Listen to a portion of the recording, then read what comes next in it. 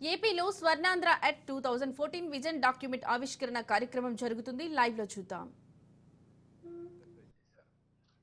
Okay, my God. I wish all the best. Thank you. నమస్కారం. Vision 2047 లో భాగంగా employment అనే నినాదంలో ఒక ఇంటి నుంచి ఒక మహిళ ఒక పరిశ్రమ పెట్టగలిగితే ఆ గ్రామం అభివృద్ధికి చాలా ప్రోత్సాహపడుతుంది. అలానే ఒక మహిళకి నైపుణ్యత ఉంటే తను మిగతా మహిళలతో పాటు ఆ నైపుణ్యం తెలియపరిచి తనతో పాటు పరిశ్రమలోకి తీసుకురాగలదు. అలానే ఎంఎస్ఎంఈ పార్కుల ద్వారా ఇంకా ఉపాధి కల్పన మెరుగుపడుతుంది. సిద్ధంగా ఉన్నారా? Yes sir. మా గ్రామ సభల్లో కూడా మేము చర్చించుకుంటున్నాం. ఇలా మిగతా మహిళల్ని కూడా తీసుకొచ్చి ఇలాగ ఈ విభాగంలోకి తీసుకురావాలి, ఉపాధి రావాలి. నేను ప్రభుత్వ వ్యవసాయ రైతుని సార్. మహిళా సంఘాల ద్వారా నేను గ్రూప్ లీడర్ గా ఉన్నా సార్. ప్రభుత్వ వ్యవసాయం మీటింగ్ లో తెలుసుకున్నాను. దాని ద్వారా నేను 9 సంవత్సరాల నుంచి చేస్తున్నాను సార్. ఎన్ని ఎకరాలు చేస్తున్నాము? నేను 2 ఎకరాలు చేస్తున్నాను సార్. వరి పొలం 1 ఎకరా వేసాను సార్. 1 ఎకరం వచ్చి కాటన్ వేశాను సార్. అందులోనే నేను పలు రకాల పంటలు వేసుకోవడం, బయోడైవర్సిటీ క్రాప్స్ వేసుకోవడం వల్ల చీడపీడలు వచ్చినా కానీ వాటికి కూడా అందులోనే పురుగుకి ఇష్టమైన ఆహారం కూడా అందులో పెట్టడం వల్ల నాకు మంచి దిగుబడి వస్తుంది సార్. మంచి ఆదాయం పొందుతున్నాను. అలాగే 2047 సంవత్సరానికి స్వర్ణాంధ్రకి మా గ్రామంలోనే జిల్లాధికారులు, మండలాధికారులు అలాగే గ్రామంలోనే మీటింగ్స్ పెట్టారు సార్.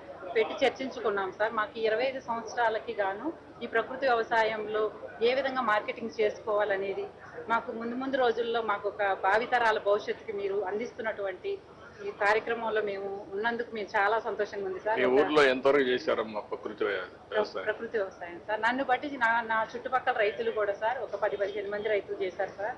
మాది మేడూరు గ్రామం సార్, గంపలగూడెం మండలం సార్, ఎన్టీఆర్ జిల్లా. నన్ను బట్టి రైతులు చేస్తా ఉన్నారు. ఈ గ్రామ సంఘ మీటింగుల్లో కూడా ప్రకృతి వ్యవసాయాన్ని విస్తృతంగా చేపిస్తున్నాం సార్. అక్కడ నవధాన్యాలు సాగు చేయడం వల్ల చాలా ఉపయోగంగా ఉంది సార్. అలాగే మార్కెటింగ్ కూడా ముందుకు తీసుకువెళ్తున్నారు.